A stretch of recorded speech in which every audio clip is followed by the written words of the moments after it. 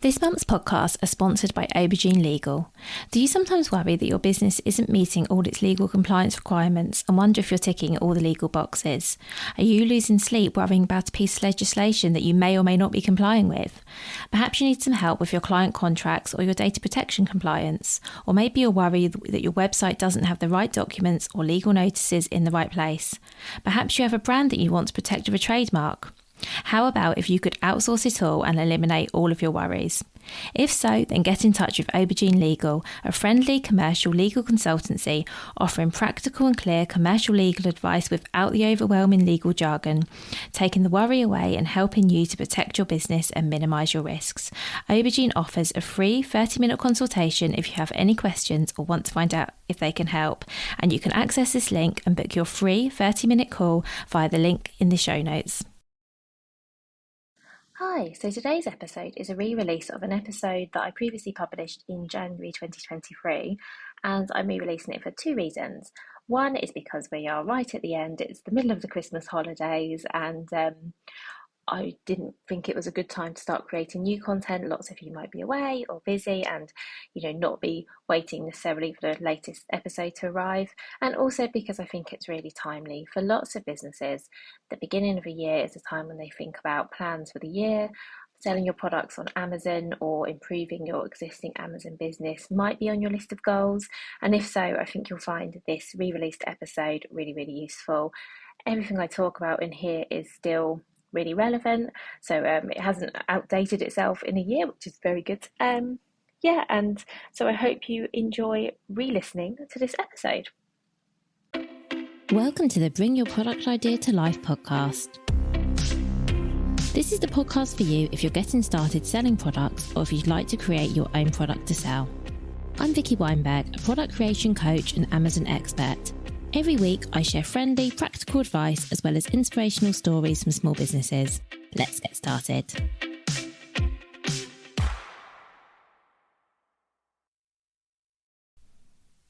Hi, thank you for being here. So this is another episode where it's just me again. And this episode was inspired by the fact that every single day I hear from lots of people and small businesses who want to start selling on Amazon. And as you'll probably know, I also help and work with a lot of Amazon sellers every single day on either getting started on Amazon or on improving their sales on their existing account. And I see a lot of people do really, really well on Amazon, but I also see people who don't.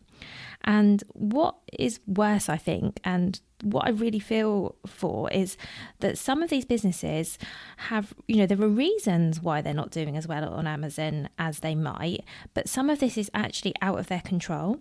And of course, I will talk later in this episode about the things that are within your control, but it might be that they would have been better off focusing their time and effort into another marketplace instead. By the way, I'm not meaning to be harsh at all when I say that. You hopefully know by now that my goal is to help as many people do as well as possible, whether that's on Amazon or on another platform. But Amazon definitely isn't for everyone. And I'm not saying that those who don't do well don't have a great product, although of course this is essential wherever you sell. It could just be that there's another marketplace that suits their product better. And I have actually recorded an episode about the best places to sell your products, and I'm going to link to that in the show notes. So I guess what I'm saying here is that there are sellers who I think if they'd realised how competitive the category they're selling their products in, or, maybe there's a really dominant seller there already who's selling something very similar, who has maybe a couple of thousand reviews, it can be really, really hard to get started. And that's not saying that you shouldn't sell, by the way. I just think it's better to go in knowing that, okay, there's somebody else doing really well here, or this niche is really saturated, but I'm going in, open eyes, and I know that, rather than going and spending time and money on selling on Amazon, getting yourself set up and just not having any clue really as to whether things might work, whether you might sell your, maybe you might make lots of sales of your products, or whether it's going to be tricky to make any sales at all. And on the other hand, I should say that it might be that Amazon is not somewhere you've even considered selling your product. And maybe you're listening to this episode because you're considering that. And you think it could be a good fit. So do listen on, whichever one of these applies, or maybe none of them applies. But do listen, because hopefully you'll find something useful and interesting that you can apply. So you have probably heard me say many times by now that Amazon is a tricky place to get started, even if you have an amazing product. And it is in fact so hard that I wrote a free guide all about this, which is called How to Successfully Launch a Product on Amazon or Rescue One That's Not Selling. I'm going to link to that in the show notes as well, because whether you're on Amazon already and you're not seeing the sales you'd expect, or whether you're thinking, actually, I think maybe I'd like to get set up, I think this is all just really useful information to have. I'll touch on some of this today, but there's a lot that goes into getting started on Amazon, particularly if you're going into a category where there's already a lot of competition and other sellers doing well. You have to be able to compete. And when I say compete, I don't really like that word, but what I mean is you also, let's assume these sellers are doing well. They're going to have really great listings. You need really great listings. They need really great images. You need really great images. They're going to be well optimized for SEO. You need to be well optimized for SEO. And I do apologize if some of this is obvious, but do know that I say this from a good place, because lots of times when I see people and they say, oh, I'm not doing very well, I've had my listing up for a couple of months but I'm not selling any, sometimes, not all of the time, but often I can pinpoint exactly why that is, and there are really practical things they can do to make improvements. But obviously they might then have, they might have spent that first couple of months not making any sales, and that's not what I want for anybody. And even if it is only a month or two, that's a month or two you could have been making sales. So I think it's really good to know a lot of this from the start. So I want to talk a little bit about why Amazon is an appealing place to sell your products.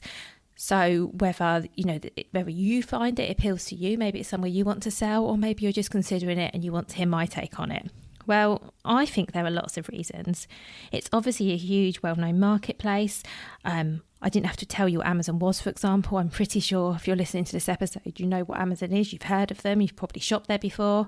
Lots of us do shop there, so we're familiar with it. And there are lots of customers there already. So if your product is what people are looking for, it can be easier to convert them into customers than on Google, for example, as they're usually there to shop. So if they're in the search bar and they're typing, I don't know, shampoo for curly hair, if they're typing that on Google, they might be doing a bit of research, trying to find out what products are out there, or trying to find out, should you shampoo curly hair? But if they're typing shampoo for curly hair into Amazon, chances are that customer is looking to buy shampoo for curly hair. And like with any marketplace, and as I said, I have a podcast episode where I go into all of this in more detail for all kinds of online marketplaces, there are good and bad points about selling on Amazon too. So I'm going to start with the good. So as I said, Amazon is a large, recognisable marketplace people know and trust. And as well as knowing and trusting them, they usually know and trust them enough to put their card details on there. So I don't know about you, but I have my card details. I think I have even done probably more than one card detail saved on Amazon. So if I want to buy something, I can just do it with one click. It's really, really easy. So that's good for you as a seller, because it means there aren't that many barriers to someone actually being able to buy your product. They're not worried about, is this site secure? Can I put my card details in here? Do I even know where my card is? Except, it's really, really easy to buy from. And as I said, the customers are there already, so you don't need to worry about getting them onto the site. You just need to focus on them being able to find your product and then converting them into buyers. And there are lots of inbuilt marketing tools you can use on Amazon to attract customers, and these get better and better all the time. So you can do advertising to your listing, you can advertise to your Amazon store if you have an Amazon store, you can target by keyword searches, you can choose to advertise on other people's listings, you can do video ads. There's just so much that you can do, and it does get better and better. And I have to say, I wouldn't consider myself an advertising expert, but I have great results using Amazon advertising for my clients. And I actually think of all of the types of advertising I have tried, and I have tried a few over the years, I feel like the Amazon advertising is actually pretty good and pretty easy to use. And at some point, maybe I'll do an episode all about that if there's any interest. If you decide to use Fulfilled by Amazon or Amazon FBA, then this means they handle the logistics. So that's the storage and the shipping for you.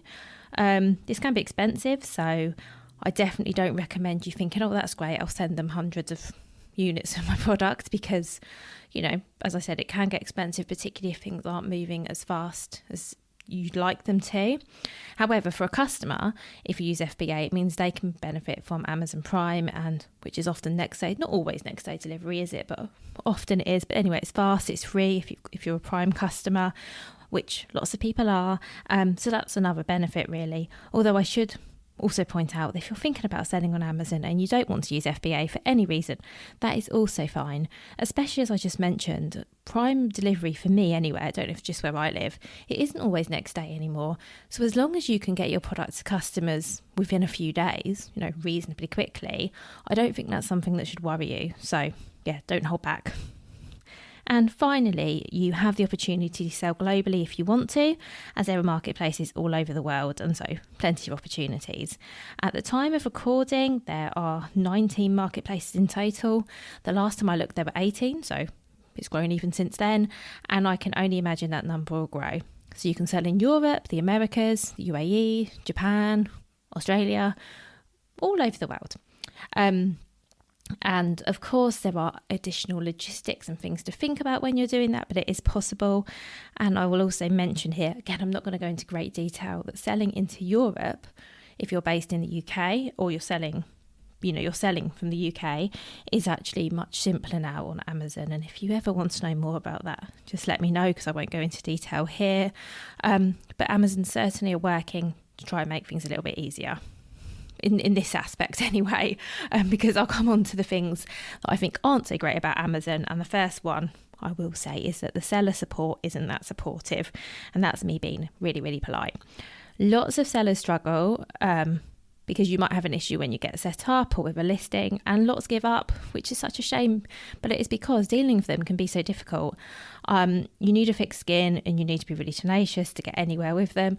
I will be honest, I think it's about, at the time I'm recording this, which I think I've got about 3 clients that I'm managing cases for with Amazon, and I've literally spent, in all cases, an hour, maybe 3 hours in one case, trying to get something sorted that you would think would be relatively simple.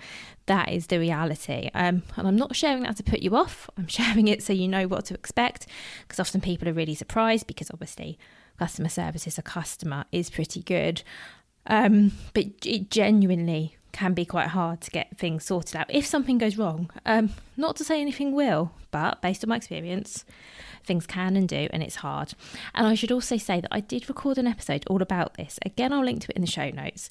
So I explain how to kind of avoid things going wrong, and if things do go wrong, what to do. And I hope you're never in that situation. If you are, you want some help, you know where to find me. If you want to handle it by yourself, which by the way, you absolutely can, hopefully that episode will really help you. As I alluded to earlier, another negative is that there's a lot of competition. I can't remember, I don't think I know how many product listings there are on Amazon, possibly millions, and it gets harder and harder to get started. So I like to tell people this, because you've probably heard me talk about this before. Sometimes someone will contact me and say, I put my listing on Amazon 2 months ago and I can't find it myself and nobody's brought it.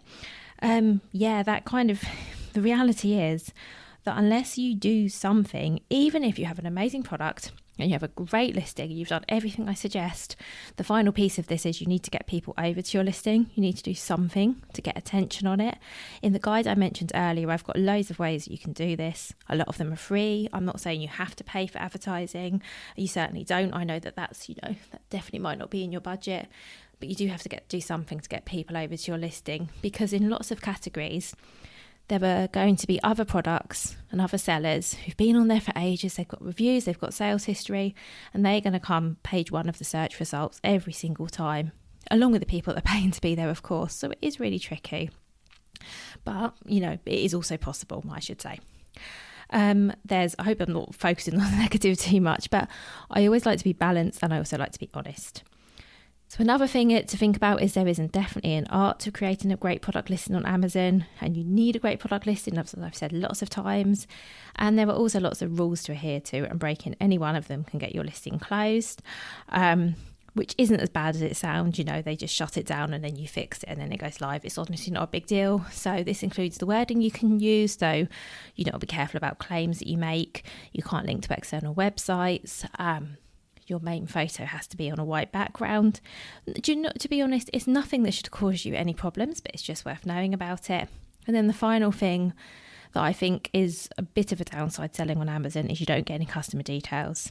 Obviously, if you're fulfilling orders yourself, then you'll get whatever you need for shipping, but that is it. You can communicate with customers, but you have to be very careful about what you can and can't say.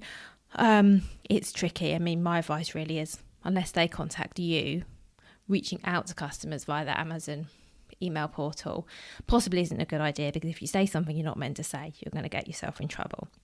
So it's always better, if you are selling on Amazon, to try and get customers on your email list another way. And so things, for example, having something in the packaging maybe, or having something on the packaging just with your website, so the customers can find you off Amazon, and then hopefully, go to your website, follow your social media, whatever you want to do, but ultimately get on your email list. Because if the worst did come to the worst and suddenly you weren't on Amazon anymore for some reason, and someone wanted to buy from you again, it would be great if they could find you somewhere else.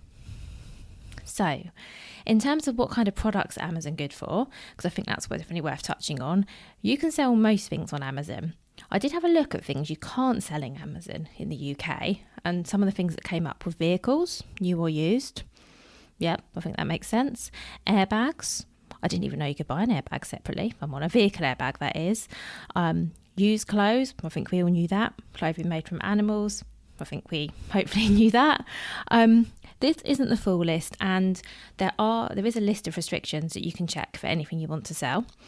Hopefully whatever you want to sell is something you can sell. In most cases, there's been very few cases someone's come to me and said, I want to sell this on Amazon, and I've had to say, sorry, you actually can't. The only recent example I can think of is a product that contained CBD oil that couldn't be sold. You might need to request approval for the product that you want to sell. That can take a little bit of time. And also remember that requirements can and do change. So, for example, there was a time when Amazon were accepting sellers for CBD oil. So if you Google it, you will see CBD oil products on Amazon, but they're not accepting new sellers at the moment. So just because you see something on Amazon, you think, oh, I definitely saw that there. They might have set that listing up months ago, years ago, when that was okay. What Amazon very rarely do is retrospectively remove anything. So just because you see something on the live site, don't assume that you can sell something similar. Just check out the restrictions. And it also might be that you can sell the product, but if you wanted to send it in for FBA, you'd have to submit a safety data sheet. If you have a product that needs a safety data sheet, you will know what a safety data sheet is, I am sure. So I'm not going to go into details about what that is, but the kind of products you might need that for are hand sanitizers, fragrances, food, cosmetics. And I guess the only issue might be as if you are a handmade seller. So for example, if you're selling a candle kit and it contains a fragrance oil, you might get asked for a safety data sheet for that fragrance oil. Having said that, it very likely wouldn't mean that you can't sell that product. It would just mean that you couldn't use FBA, and that's not necessarily a bad thing or a reason not to sell on Amazon. So I guess the next thing to think about is how to know if there is demand for your product, and if there, and what the market's like. And I definitely suggest doing some research before listing your product on Amazon. If demand and competition for products similar to yours are really high already, it can be really hard to stand out, and you will be competing with sellers who already have sales history and reviews, as I've said plenty of times, and they're going to be on page 1. Equally, let's say your product is really unique, so maybe people don't even know a product like yours exists, or maybe it's something that people might not necessarily go to Amazon for. It can also be really hard to get noticed, so you do want to do a little bit of research. If you want to carry out your own research yourself for free, my favourite tool is the Jungle Scout Sales Estimator. As I said, it's a free tool, and this will give you a rough idea of how many sales a product makes on Amazon per month. I have a blog post and a video within that blog post that explains how to use it, but I think it's pretty intuitive. But I'll link to it in the show notes, both to the tool and to the blog post explaining how to use it. And then what you can then do is get an idea of what the fees would be, which is also important, using an Amazon tool, which is called the FBA Revenue Calculator. Again, this is a free tool, and I'll link to that in the show notes. And basically what you can then do is work out, based on what your product is and what you'll be selling it for, what kind of fees you could expect if you're selling it on Amazon. And they really break it down. They'll say, okay, this would be the fee you'd pay for actually getting the sale, and this would be what the shipping would cost you, this is what the storage would cost you. It is an estimate, the tool is called an estimator, but I think it's definitely worth taking a look at. If you wanted to invest in an Amazon research tool to do your own research, so if you actually wanted to pay for something, I recommend Jungle Scout. It's probably the tool that I use the most. I have the full tool and I also have the Chrome extension, and that allows me to see at a glance how well any product sells on Amazon and what the monthly revenue is. So when I do a search on Amazon, which is really weird, by the way, when I'm shopping, not working, when I type something in the search bar and the results come up, I get to see when that product was listed, how many sales they make, what their revenue is, all this extra information. And which is useful because you can do that for your competitors. If you've got someone who you think, oh, they're quite similar to me, let's see how many sales they're making on Amazon, you can find that out. You can also search for products and all for keywords, and you can see what the competition is like, what the demand's like, how well optimized the listings I say competing again, I don't like that word, but other listings in your category are. Like if you were selling a bamboo baby towel, let's use it as an example, you could search bamboo baby towel, you could see what comes up, you could see which towels are selling the most, you could see what keywords they're using, you could see how many people are selling that product. It's all really useful. And then there's a full tool, and that also has product ideas for sort of products with really good potential. It has Amazon specific keyword tools, it has analytics, so you can look at your sales, margins and profits. That's if you do start selling on Amazon. You can link your account up, and you can also do some automated emails to customers on Jungle Scout as well, which is something else that I did. So I used to have something where every time somebody asked for a return, they'd get an automated email saying if I could help them. And that was a really good way of cutting down on negative reviews as well. And if you're looking to build or expand your business on Amazon, I personally think Jungle Scout is well worth looking into. And I will provide a link for that in the show notes as well. I will be very honest and tell you this is an affiliate link. However, as I say, this is a product that I use so much. I'm happy to recommend it to anybody. Well, anybody selling on Amazon, not just anybody. If you're not selling on Amazon and you're not interested in selling on Amazon, it's probably not the thing for you. So, if you, however, heard me say all of this and you're just like, this sounds very complicated, and you want to avoid doing all of this yourself, I can actually help you. So I offer what I call mini strategy sessions, where I can find out for you whether it's worth selling your product on Amazon, and then I can tell you what I think and why, plus all the steps you need to take to make it happen. So basically everything that I've just told you could do, I do instead.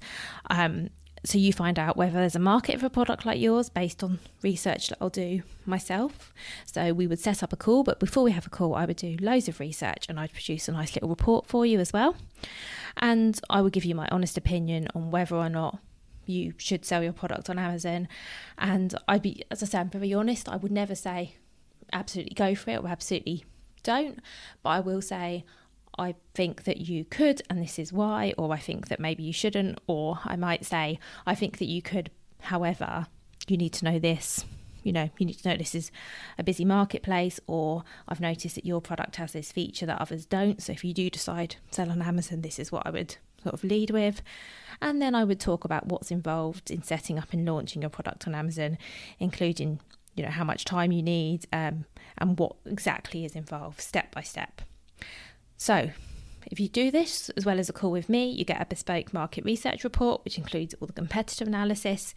You get the Amazon sellers checklist, which sets out the steps you need to take to get your product on Amazon.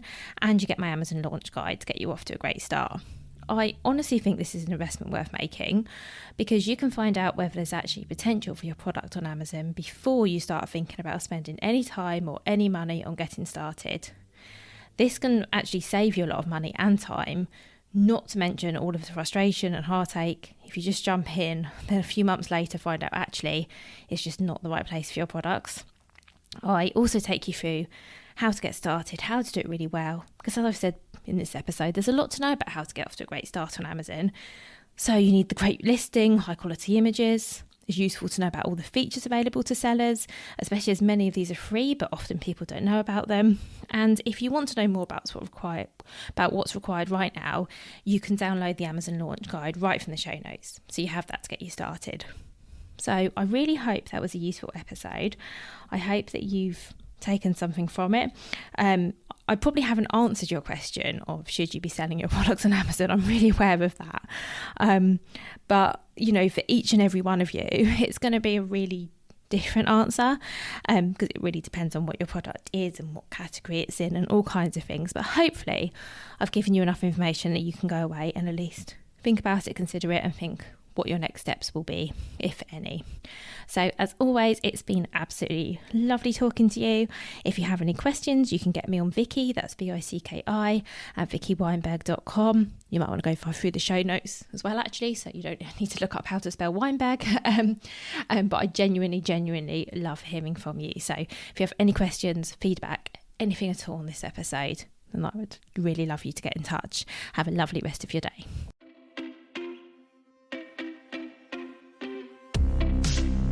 Thank you so much for listening right to the end of this episode. Do remember that you can get the full back catalogue and lots of free resources on my website, vickyweinberg.com. Please do remember to rate and review this episode if you've enjoyed it, and also share it with a friend who you think might find it useful. Thank you again, and see you next week.